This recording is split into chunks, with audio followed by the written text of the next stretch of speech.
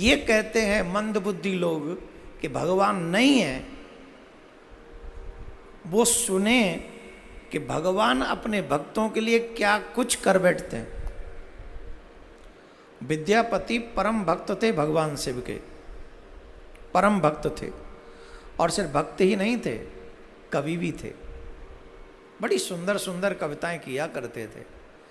तो इनके भाव से महादेव प्रसन्न हुए, और जब महादेव प्रसन्न हुए तो उनको लगा कि इनके यहाँ कुछ सेवा करने चलना चाहिए, हमको इनकी कोई सेवा करनी चाहिए, जैसी भी हो जाए।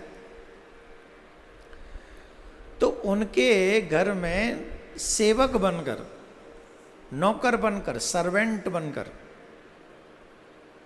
और कोई भाषा बोलूं कि इतना ही बहुत है, सेवक, नौकर, सर्वेंट और दास बनकर भगवान भूत बावन भोलेनाथ पहुंचे।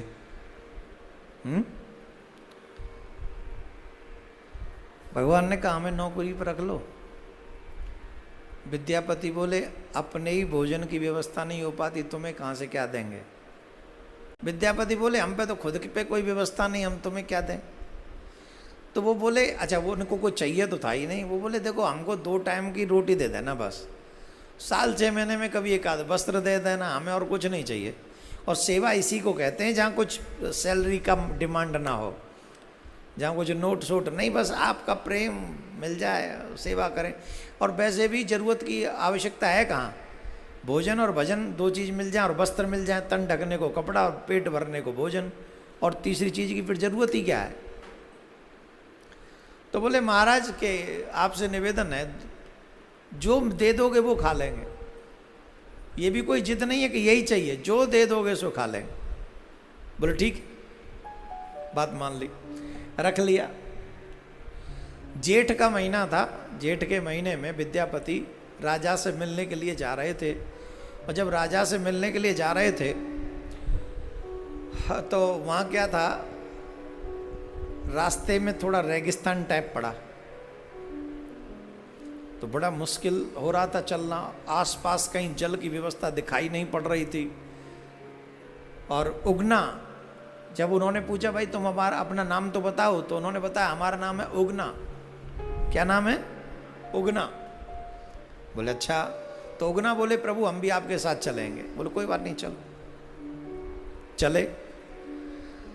तो उगना से कहा कि भाई जल की सुविधा करो कहीं से, प्राण निकल जाएंगे, हम तुम्हें सच्ची बता रहे हैं, बड़ा कंठ सूख रहा है, व्यवस्था करो कोई जल की।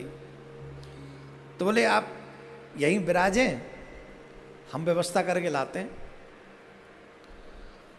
तो वो व्यवस्था करने कहाँ जाएंगे, महादेव को क्या व्यवस्था करनी, महादेव क्या व्यवस्था करेंगे।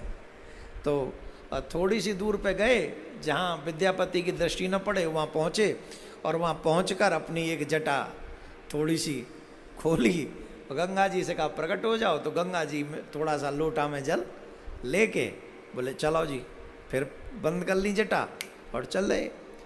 विद्यापति से कहा कि ये लो जल पियो। लोटा में जल लाए, जल पिया, तृप्त हो गई। और जब तृप्त हुआ तो वो जो टेस्ट था, जो स्वाद था, वो गंगा जल ही तो था।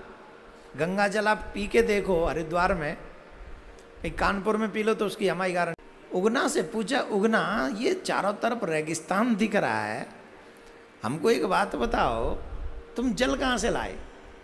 अरे बोले महाराज आपने कहा भाग के आ गई, व्यवस्था हो गई। बोले सच्ची सच्ची बताओ, क्योंकि ये स्वाद जल का नहीं है, ये तो स्वाद ही है जल का, गंगा जल जैसा, गंगा जल ही लग रहा है। देखो या तो हमको बताओ तुम कौन हो, और नहीं तो हम अभी यहीं पे अपने प्राण त्याग देंगे। तो भगवान भूत बावन भोलेनाथ अपने वास्तविक स्वरूप में प्रकट हुए, और वो चरणों में गिरकर बहुत रोए। विद्यापति बहुत रोए, हाय हाय मेरा अधर्म, मेरा दुर्भाग्य, देखो आप मेरे सेवक बनकर मेरे यहाँ रह रहे, ऐसा क्या अपराध मुझसे हो गया। रोए, आप मेरे सेवक बन के रहे। तो भोलेनाथ बोले देखो आपने तो हमको बुलाया नहीं, हम अपनी मर्जी से आए, और अगर तुमने हमको अब जाने के लिए भी कहा ना तो हम समझेंगे तो हमारे सच्चे भक्त नहीं हो, क्योंकि भक्त को वो देना चाहिए जो भगवान को प्रिय हो। भाई सच्चा भक्त कौन है? जो भगवान को प्रिय हो वो दो। वो थोड़ी है सच्चा भक्त बोले तुम्हें जो प्रिय वो तो हम नहीं दे सकते, हमें जो प्रिय वो तुम खाओ। वो कैसा भक्त है? वो तो फिर जबरदस्ती वाली बात है। तो भक्त सच्चा वो है जो भगवान को प्रिय है, वही वो दे। बोले हमें ये प्रिय है कि तो हम तुम्हारे साथ रहना चाहते हैं। बोले ठीक, जब आप नहीं मान रहे हो। पर एक बात और कही भोलेनाथ ने, किसी को भी अगर ये पता चला कि मैं शिव हूं तो मैं फिर तुम्हारे साथ नहीं रहूंगा। अब बेचारे डर डर के, अब बताना भी नहीं किसी को, पत्नी को भी नहीं बताना, पत्नी को भी नहीं बताना कि शिव है, किसी को नहीं बताना है। और वो सेवा का तो विद्यापति ने अपने आप को कंट्रोल में करके रखा था कि कोई काम इनसे ऐसा न करवा लूं जो इनके योग्य ना हो। तो वो बड़ी सावधानी से सेवा लेते थे।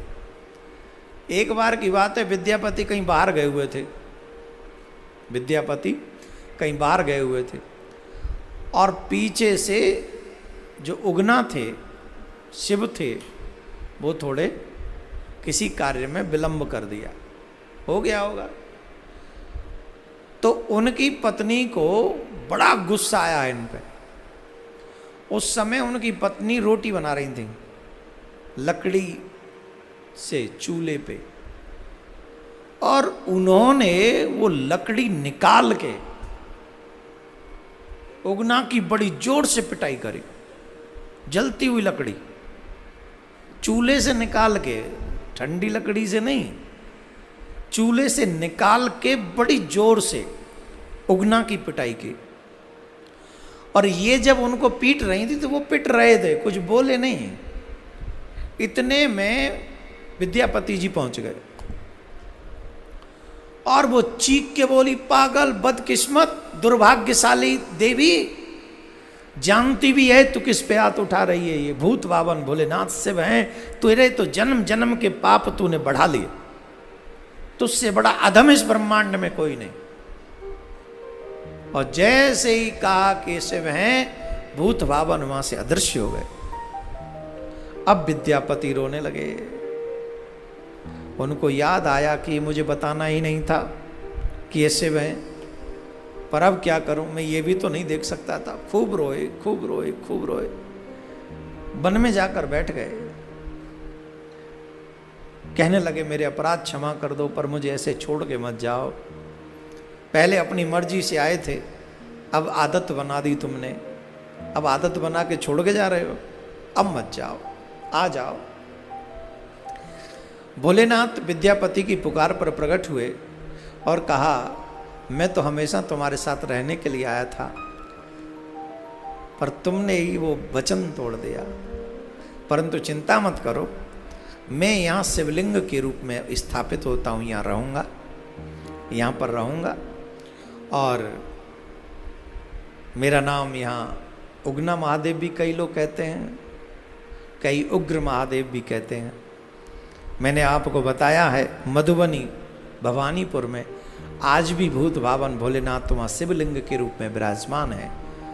बोलिए उगना महादेव की जय। नमः पार्वती पतये हर हर